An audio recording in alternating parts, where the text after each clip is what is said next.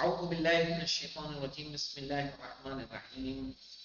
ہم زندگی پڑھ رہے تھے امام علی نقی علیہ السلام کی، اور اس میں آج جو عنوان ہے ہمارے پاس امام علیہ السلام اور عقیدتی مکاتب، یعنی ہمارے 10ویں امام کے زمانے میں کون کون سے مکتب موجود تھے، کتنے عقیدے پر عمل کرنے والے موجود تھے.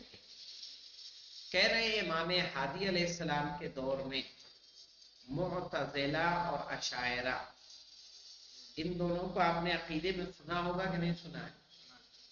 کیا فرق ہے دونوں میں اور اشاعرہ میں؟ کیا پڑھا ہے آپ بتائیں گے رئیس صاحب؟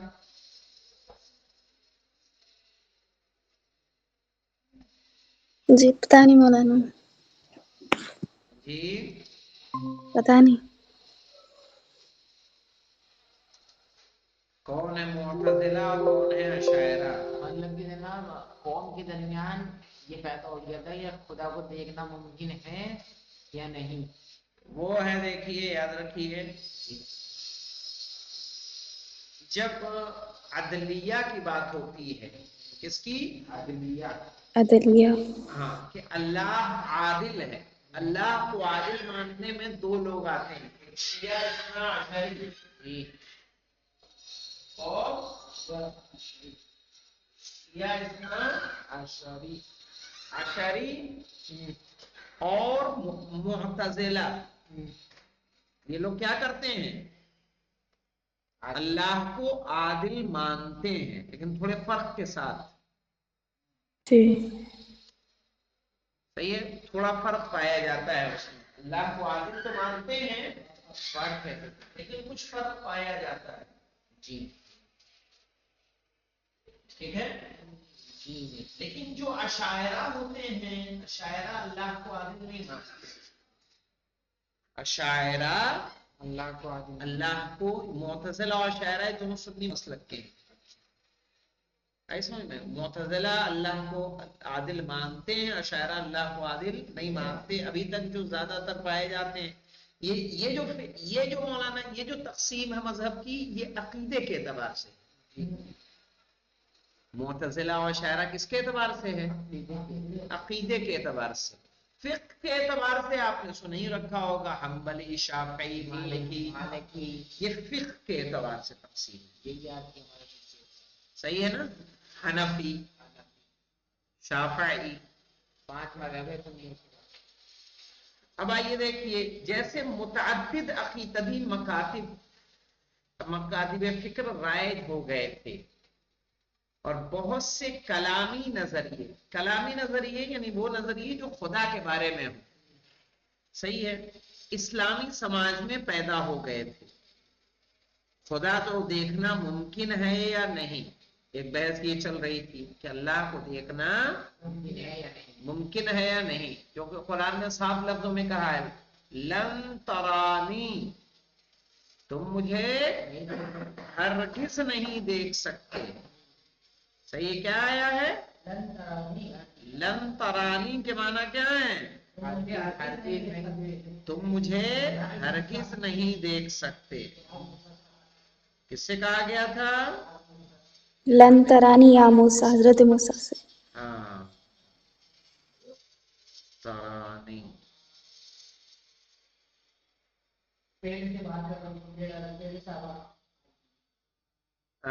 سورہ اعراف آیت نمبر 143 میں ہے مولانا. آئیے دکھا دیں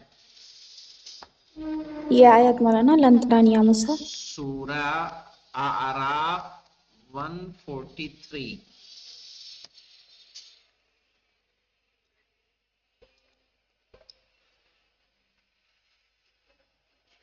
وَلَمَّا جَاءَ مُوسَىٰ لِمِيقَاتِنَا، صحیح ہے، وَكَلَّمَهُ، انہوں نے بات کی، رب قال ربی ارنی انظر الیک، پالنے والے تو مجھے دکھا، انظر الیک میں تجھے دیکھوں.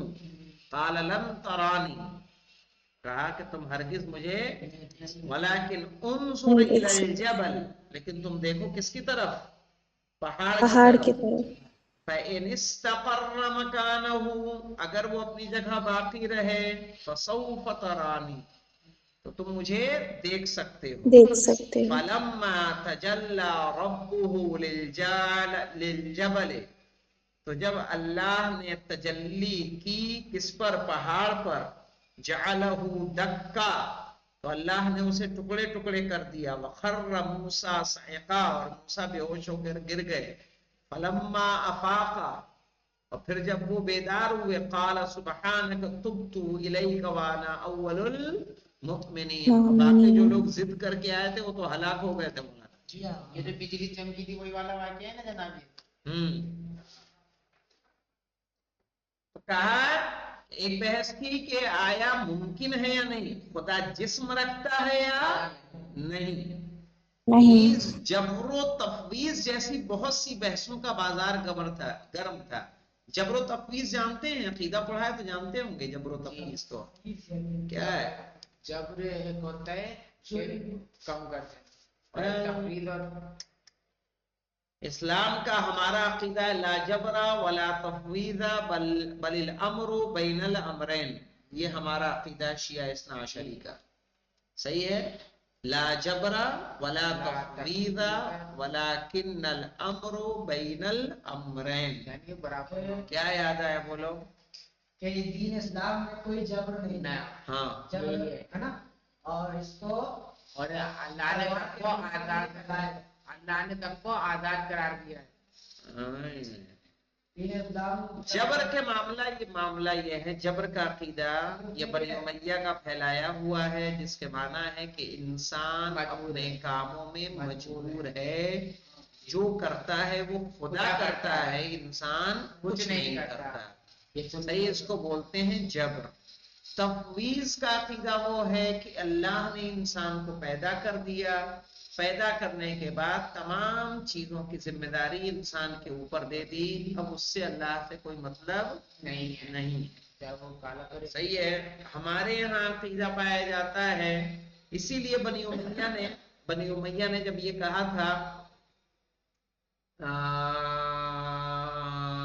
شہزادی فاطمہ سے کیف رأیت، شہزادی زینب سے کیف رأیت صنع اللہ، کہ اللہ نے آپ کے ساتھ جو کیا اسے کیسا پایا؟ تو شہزادی نے کہا ما رأیت الا جمیلا. یا جب امام زین العابدین علیہ السلام کو کہا گیا تھا کہ کیا تمہارا نام کیا ہے؟ کہا علی. کہا علی وہ کربلا میں قتل نہیں ہوئے؟ کہا اللہ نے علی کو کربلا میں قتل نہیں کیا.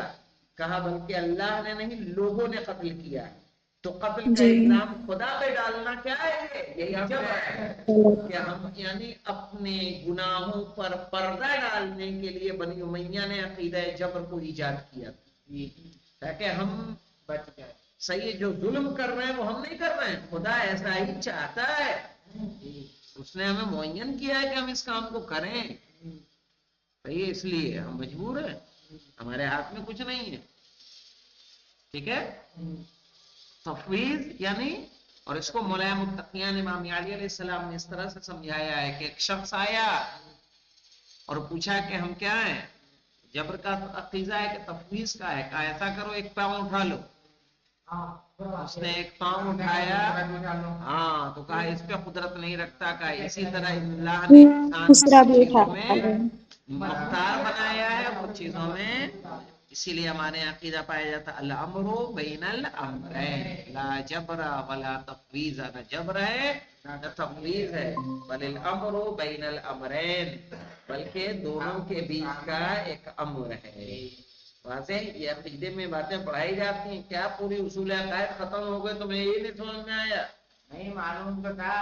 کاہے کا معلوم جب اصل بات ہی نہ سمجھو تو.